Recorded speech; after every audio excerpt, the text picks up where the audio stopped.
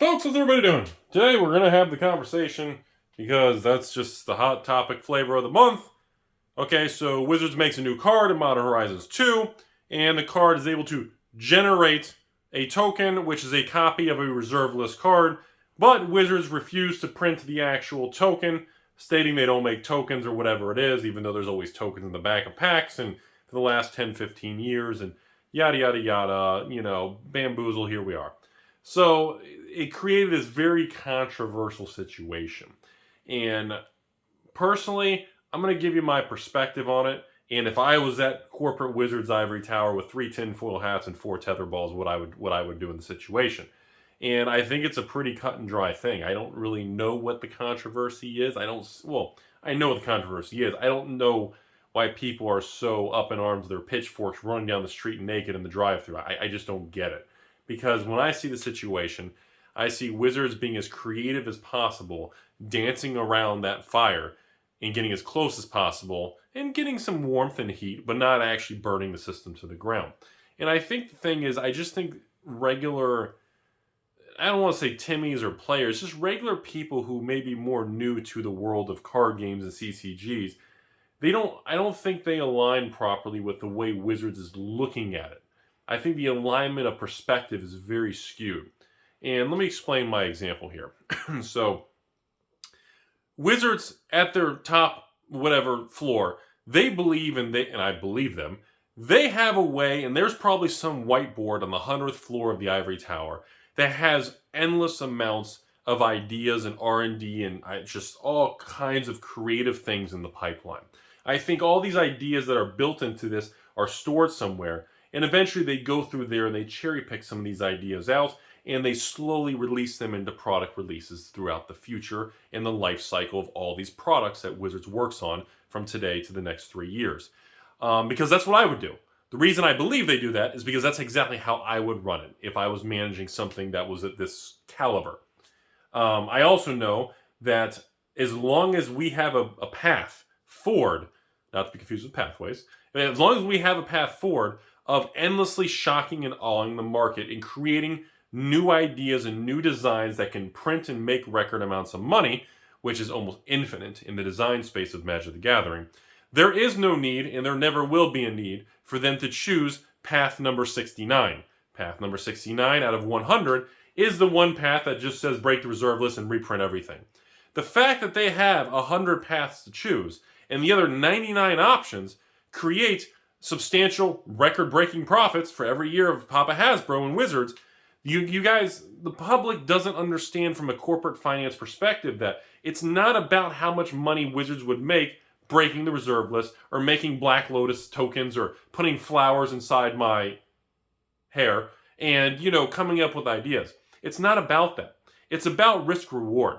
Everything in this world, to any professional money manager, financial analyst, anyone who does anything, a CPA, a tax auditor, anyone who's taking chances in this world, it's about compliance and it's about regulation. It's about risk reward. Okay? And that's what people who start to kind of move up that food chain of wealth and decision making have to deal with.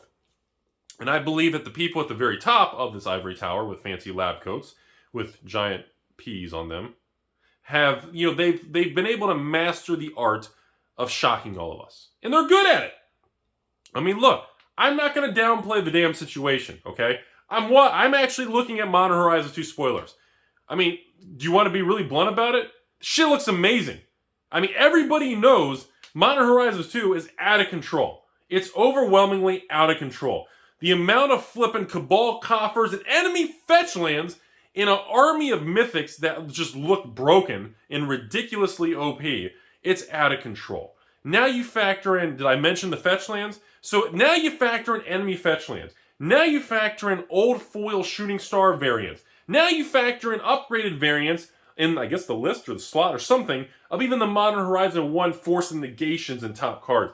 The amount of impact and shock and awe of this product is second to none. It's going to sell like wildfire. It's going to be ridiculously expensive because they engineered it to be this way.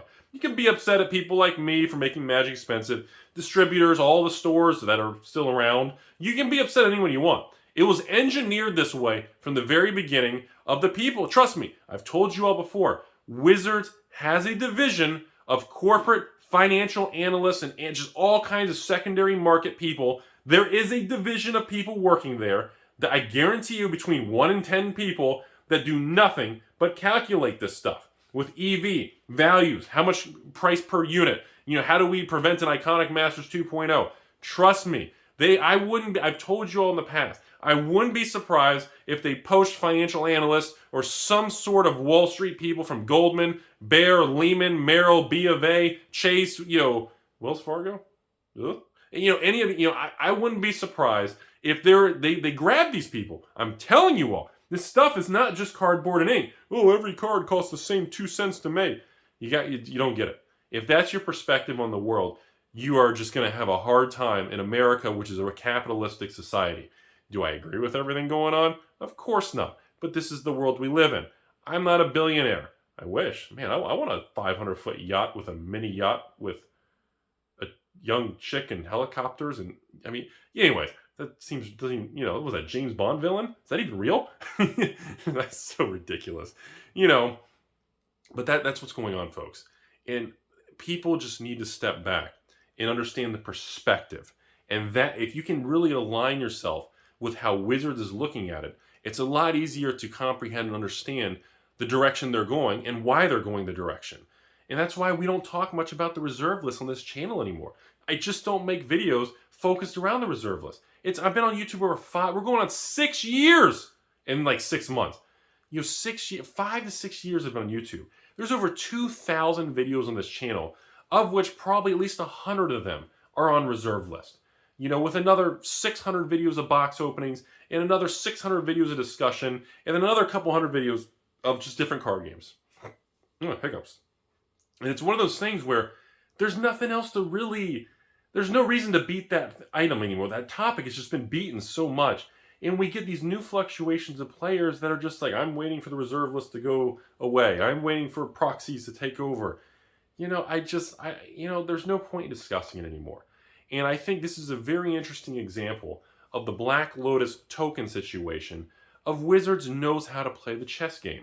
They're really good at chess. They will probably beat all of us in chess because they're a billion-dollar company backed by Papa Hasbro. And yes, I even have stock. I own shares in Hasbro. I have for a long time. My family has. Why? Because I see the data. I see what's going on. I talk to distributors, and record-breaking this and that and this and that. I don't care about the other macroeconomics and a new sort of Godzilla virus. It doesn't matter.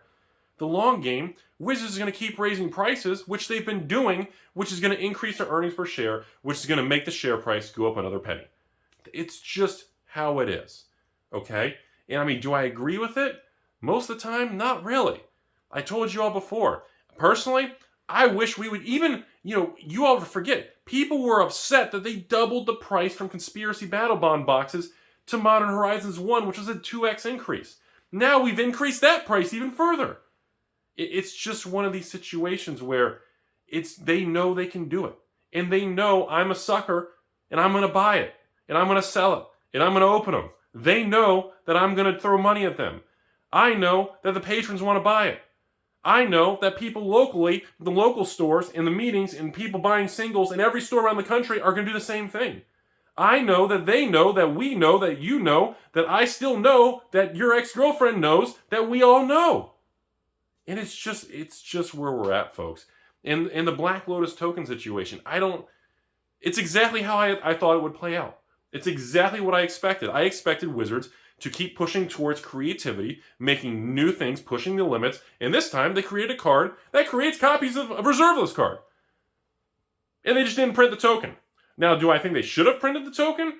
Honestly, I don't really care. Because at the end of the day, old school people are going to be like, this is awesome. I get to make a deck in Modern, and then I get to put an actual Black Lotus so I can put it in play as a token. There's going to be people who are going to love that concept. It's bragging rights, I guess. I don't know. Or a collector's edition Black Lotus. Well, actually, those have gone through the roof, too. Even the collector's edition, aren't they? Ice and CE thing? Anyways, but I get it. But a lot of new players saying, why can't they just make a token without, the typical advertisement on the back? It's not even a real card. Have you ever ripped a token, everybody? A token doesn't even usually have like a blue core. It's printed and done token sheets. It's completely different. And I get that. But at the same time, Wizards knew, to a certain extent, they didn't want to print a token because it would be functionally the same as a reserve list card, even though it's not an actual Magic card. Do I think it would have broken reserve lists or caused problems? No, I don't. Do I think they could have printed it and gotten away with it with no issues? I do. Do I think it really makes any difference? And in 6 months from now, is anyone going to care? No. It's the same thing as the Jewel Lotus thing. Before that, it was the Godzilla virus card thing. Before that, there was some other cards about being banned and, cat combos and infinite combos and Kaldheim. Before that was BFZ and lottery. It's always going to be flavor of the month. And they know, again, they know that I know, that you know, that we know, that your ex knows, that your stepmom is still stuck under the table. And nothing's going to change. 10 years from now, Wizards is still going to make new sets. The prices are going to be higher. Inflation's going to keep roaring on. Money machine's going to go burr. And, whether we slow down and we level out or we keep going, it really doesn't make a difference. Because the rate of speed, adjusting it higher or lower on how strong Magic is, really doesn't matter in 5-10 years. Because just like I said 6 years ago on YouTube, with the Eldritch Moon and Shadows of Innistrad, BFZ Oath era, those things are worth their weight in gold now. And today is no different. The more things change, the more they stay the same.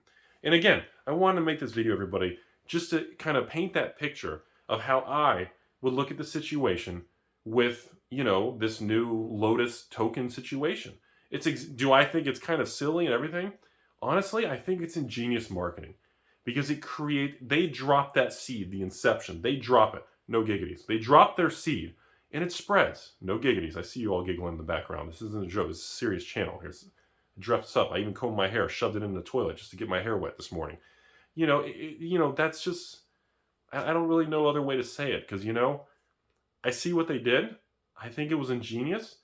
And yeah, set boxes and regular draft boxes, they're probably going to be 300 plus by the time we hit release. I'm looking at this stuff and I'm going, oh my God. The supply of it doesn't feel very strong at all. Come nowhere near the supply of Modern Horizons 1, let's put it that way. I'm looking at Modern Horizons 2 draft box supply. I'm looking at Modern Horizons 2 set box supply. And then I'm seeing boxes pushing to $300. I'm seeing some stores selling set and draft boxes $310, $320, $330 already. And guess what? It's selling. I see collector boxes bouncing around. Sometimes Amazon has their mysterious restock and it goes from $350 to $380 to $390, or I guess $415 with tax, whatever. And now I see collector boxes now between $400 and $450 plus tax. I told you all 4 months ago, or it was 3 months ago, before all this started, right when I got word that Modern Horizons was going to have a set box, a draft box, an actual pre-release, super weird, and of course, a Modern Horizons collector box. I was very blunt with everybody. The fact I told you I knew there was fetch lands because Wizards said that. And I told the public, because we know there's fetch lands. And I told you all, it didn't go the way I thought. Because I had predicted we were going to have fetch lands. And they were going to do borderless, kind of like the triomes and different things. I predicted that kind of fetch land. So I was incorrect on that. But I told everyone, the collector boxes are going to be bottlenecked into a certain version of card. Whether it's going to be some sort of special card, borderless card, art card, sketch card, old foil card, old frame. They're going to put some bottleneck where a certain variant that's going to be really sought after will just be in the collector box. Just like the Jewel Lotus full art fancy version that's only in Commander Legends collectors. They saw what happened. They realized how afterwards they can pump their supply to Amazon, make massive 3, 4, 5x margins, and you can stabilize the market. Why? Because if I was a corporate scumbag dude instead of a basement scumbag, that's exactly what I would do. And that would yield the largest results, which would give me a quarterly bonus at Papa Hasbro, working for Wizards, and they'd probably give you an extra 10,000 shares of Hasbro as a quarterly bonus for hitting your goals or breaking goals. They all do that. Elon Musk with Tesla, he breaks records, he gets paid out an extra 1 million shares of Tesla. So-and-so does it with Amazon. Papa Bezos, he's creepy. He's like the Terminator. It's all the same relative stuff, folks. And I just want everyone to understand, it's easier to think about, discuss, and cope and justify, which is a shaky word to use, you guys, am I right? Of what's happening when you really kind of look at it from their perspective. Doesn't mean we agree with it, but I understand. Still gets a giggity.